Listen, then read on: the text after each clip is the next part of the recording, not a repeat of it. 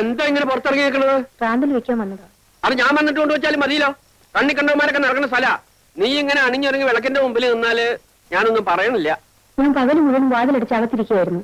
അറിയാം, രാത്രി ആയാലും അങ്ങനെ തന്നെ ഇരുന്നാ മതി. കാമദേവൻ വന്ന് വിളിച്ചാലും എന്റെ ശബ്ദം കേൾക്കാണ്ട് വാല് തുറക്കണ്ട. ഇവിടെ വന്ന് ആരും എന്നെ നോക്കി നിൽക്കാറില്ല. ആര് പറഞ്ഞു? കണ്ടും കാണാതെ ഞാൻ ദിവസവും കേട്ടുകൊണ്ടിരിക്കണതല്ലേ. ശങ്കരൻ നായരുടെ ഭാര്യ ചെറുപ്പമാണ്, സുന്ദരിയാണ്. നീ അത്ര വലിയ സുന്ദരിയൊന്നുമല്ല. എന്നാലും മനുഷ്യന്റെ മനസ്സമാധാനം നഷ്ടപ്പെടാതെ പോരെ. ആരാ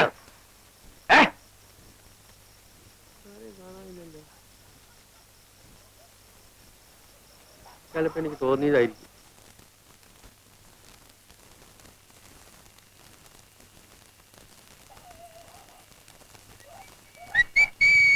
ആരാത്? പട്ടി. അല്ല, ചേട്ടൻ എന്താ കസേര പിടിച്ചിട്ട് വഴി മുടക്കിയിരിക്കുന്നേ? പട്ടിയും പൂച്ച നാട്ടിക്ക് കയറാതിരിക്കാനാ. ഞാനൊരു സഹായം ചോദിക്കാനാ വന്നെ. സഹായം ചോദിക്കൽ പകലായാ പോരെ? വളരെ അർജന്റാണ് ചേട്ടാ. വളരെ നീണ്ട കാര്യമാണെങ്കിൽ നമുക്ക് നാളെ കാലത്തെ സംസാരിക്കാം. ചുരുക്കി പറയാം. എന്റെ അമ്മ മരിക്കുന്ന കാലത്ത് എനിക്ക് 12 വയസ്സായിരുന്നു. അന്ന് മരിക്കാൻ കിടക്കുന്ന നിന്റെ അമ്മയോട് രാരിച്ചെന്നാരി സത്യം ചെയ്ത് പറഞ്ഞതാ രാധയെ നിനക്ക് കല്യാണം കഴിച്ചു തരാം. ഇത് ഈ നാട്ടിൽ നീ എല്ലാവരോടും പാടിക്കൊണ്ട് കിടക്കുന്ന പാട്ടല്ലേ വാസുണ്ണി? എത്ര പാടിയിട്ടും ഒരു പ്രയോജനവും ഇല്ല ചേട്ടാ. ഓടിയാത് വാതിലടച്ചിട്ട് പോവും. പൊക്കോളൂ. രാരിച്ചൻ അമ്മാവനോട് ചേട്ടൻ ഒന്ന് പറയണം. സംസാരിക്കാം. ഇപ്പോഴെങ്കിലും പറഞ്ഞില്ലെങ്കിൽ ആകെ പ്രശ്നം. നാളെ കാലത്ത് സംസാരിക്കാം. പൊക്കോളൂ. തള്ളല്ലേ വെച്ചോളാം. Torch torch torch. ചേട്ടൻ രാവിലെ തൊട്ട് വൈകുന്നേരം വരെ ആ പാവം മനുഷ്യ സ്ത്രീയെ പൂട്ടിയിടും.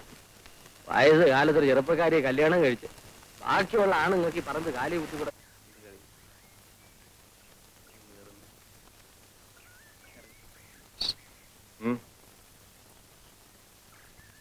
ഞാൻ പോരാ.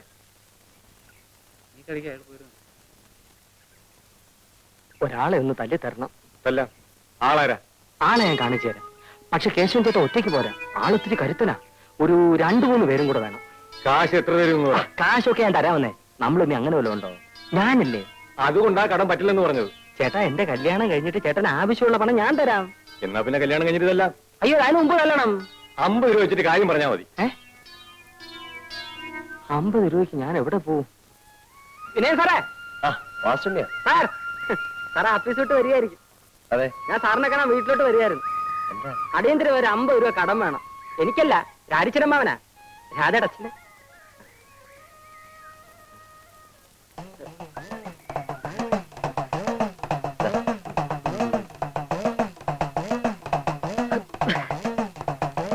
ഈ ഉപകാരം ഞാൻ ഒരിക്കലും മറക്കില്ല സാർ. സാറിന് 8-8 മണിക്ക് വീട്ടിൽ ഉണ്ടാവോ? തരാനാ.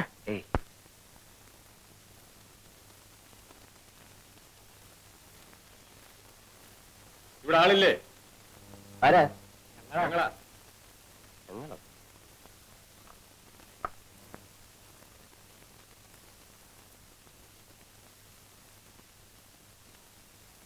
എന്താ? കൂലിക്ക് തല്ലാൻ വന്നതാ. കൂലിക്ക് തല്ലാന്? ആരെ? നിങ്ങളെ. ഞാൻ ആരോടും തല്ലിനും വഴക്കിനും പോകാറില്ല. നിങ്ങൾ തല്ലണ്ട, ഞങ്ങൾ വലിക്കോളാം. എന്നെ അടിക്കരുത്. ഞാൻ ഒരു സമാധാനപ്രേമിയാ. ഒരു കവലിൽ അടിച്ചാൽ മറു കവലും കാണിക്കുക. അതാ എന്റെ ആദർശം. ഇതാ.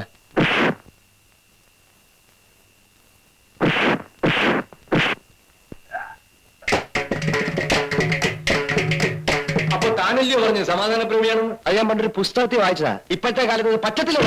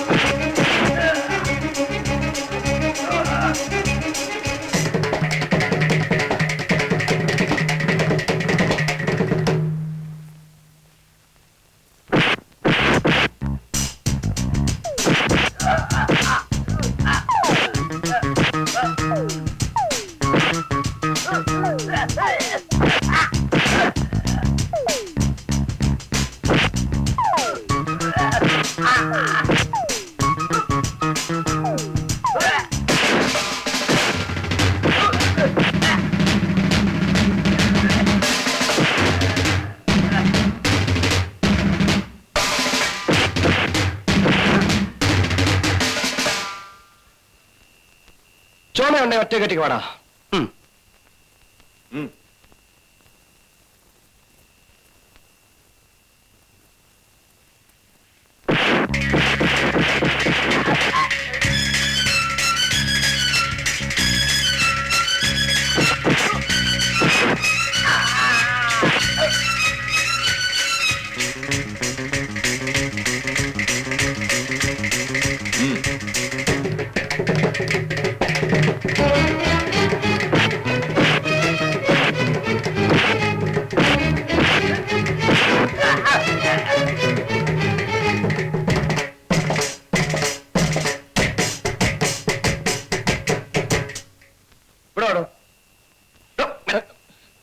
അയ്യോ സാറേ, എന്നൊന്നും ചെയ്യരുത്. ആ വാസുന്ന് പറഞ്ഞു വന്നതാ. അവന്റെ പെണ്ണിന് സാറ് നോക്കാതിരിക്കാൻ. അയ്യോ,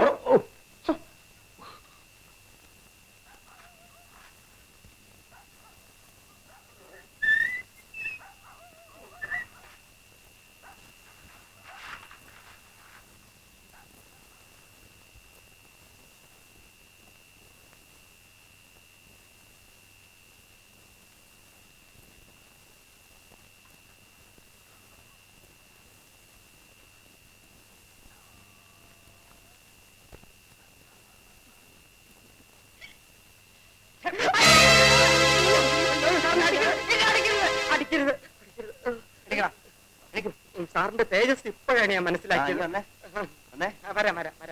എന്റെ കയ്യിൽ നിന്ന് കാശും വായിച്ചേ. എന്നെ കിണറ്റിലിടരുത്. അതെ, ഈ അടിപിടി എനിക്ക് വലിയ പരിചയമില്ലാത്ത. അപ്പൊ നീ അതെന്നെ കൊണ്ട് ചെയ്യിച്ചത്. അതുകൊണ്ട് ഈ ഷർട്ടൊക്കെ കഴുകി ഒരു 50 തൊട്ടി വെള്ളം കോരി ചൂടാക്കി എന്നെ കുളിപ്പിച്ചിട്ട് പോയാൽ മതി. ഒരിക്കൽ തൊട്ടിയോടെ തൊട്ടി എത്ര തൊട്ടി? 50 തൊട്ടി. അയ്യോ, രാജനാരെ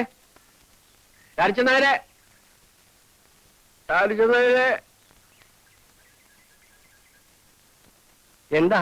ഒന്ന് ഇങ്ങോട്ട് വരൂ. ഞാൻ പാടത്തേക്ക് പോവുക. അവിടെ കൂലിക്കാര് പണിയെടുക്കുന്നുണ്ട്. ഒന്ന് വന്നിട്ട് പോവും.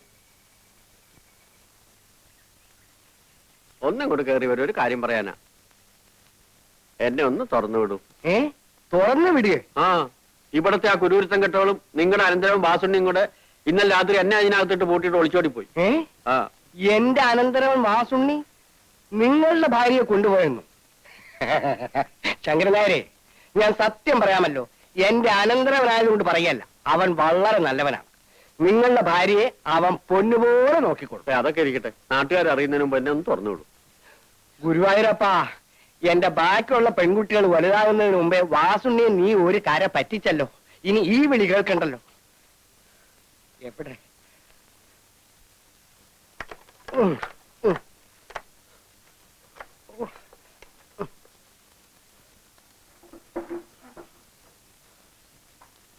ശങ്കരനായരെ, വലിയ താഴിട്ടാ പൂട്ടിയിരിക്കുന്നത്. ഞാൻ ഒറ്റയ്ക്ക് പിടിച്ചാ കിട്ടൂല. തന്നെയല്ല, ഒരാൾ പൂട്ടിയ താഴ് മറ്റൊരാൾ തുറന്നാ പോലീസ് കേസാവും. എന്തായാലും തനിക്ക് വേണ്ടി ഞാൻ പോയി കൊല്ലനെ വിളിച്ചുകൊണ്ട് വരാം.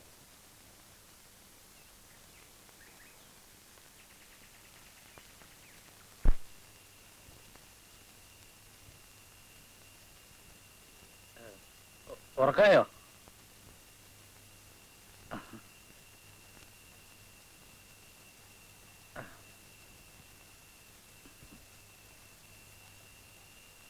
എന്താ?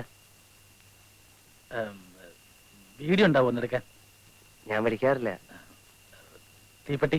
ആ, വേണ്ട, എടുക്കില്ല.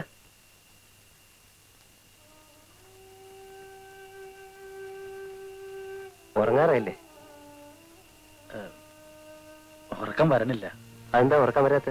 അല്ല, പണിയും കഴിഞ്ഞ് വരുമ്പോ എന്തെങ്കിലും കുറച്ച് അകത്താക്കി അവളെയും പത്ത് പറഞ്ഞ് അവിടെ വായിരിക്കുന്നതും കേട്ട് കുറെ ഒച്ചയും ബഹളം ഉണ്ടാക്കാതെ ഉറങ്ങാൻ പറ്റൂല. എന്നാ ഒരു 100 മില്ലി അടിക്കാന്ന് വെച്ചാ അതിനൊരു രസം തോന്നണില്ല. കഴിച്ചിട്ടിപ്പോ ആരുടെ മെക്കെട്ട് കയറാനാ? ഉറക്കം വരണില്ലേ? ആ ഉറങ്ങണം.